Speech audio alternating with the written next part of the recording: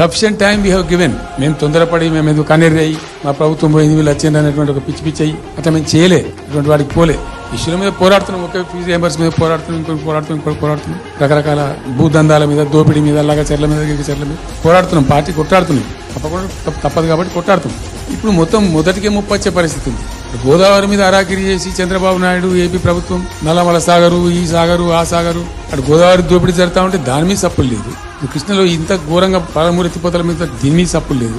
మరి ఎవరి ప్రయోజనాల కోసం ఉన్నట్టు రాష్ట్ర ప్రభుత్వం, ఏం చేయడానికి ఉన్నట్టు, ఏం జరుగుతున్నట్టు రాష్ట్రంలో? కాబట్టి ఎట్టి పరిస్థితుల్లో నేనే స్వయంగా రంగంలో దిగాలనుకున్నా.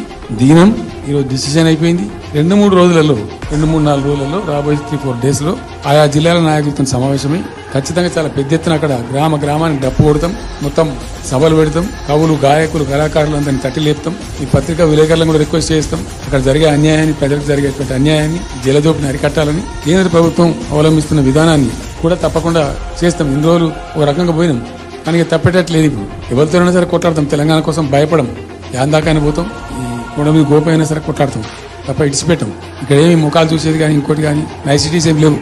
There is no nicety at all. Will fight, డెఫినెట్గా ఫైట్ చేస్తాం. ఎందుకంటే రక్షించుకోవాలి, రాష్ట్రం యొక్క హక్కులు రక్షించుకోవాలి, నీళ్లు రక్షించుకోవాలి, రాష్ట్ర ప్రజల ప్రయోజనాలు రక్షించుకోవాలి. ఈ విధంగా మా కళ్ళ ముందే జరిగినటువంటి దీనిలో ఈ దుర్మార్గంలో ఎట్లా మౌనం పాటిస్తాడు కేసీఆర్? ఎందుకు మౌనంగా ఉంటాం? ఎవరి కోసం ఉంటాం? ఎందుకోసం ఉండాలి? కాబట్టి అరాకిరి ముచ్చట్లు కావు. ఇష్టం వచ్చినట్టు మాట్లాడి, ఇష్టం వచ్చినట్టు ఆల్తు ఫాల్తు కూతలు కూసి ఏదో చేస్తామంటే అది జరిగేది కాదు, జరగనీయం.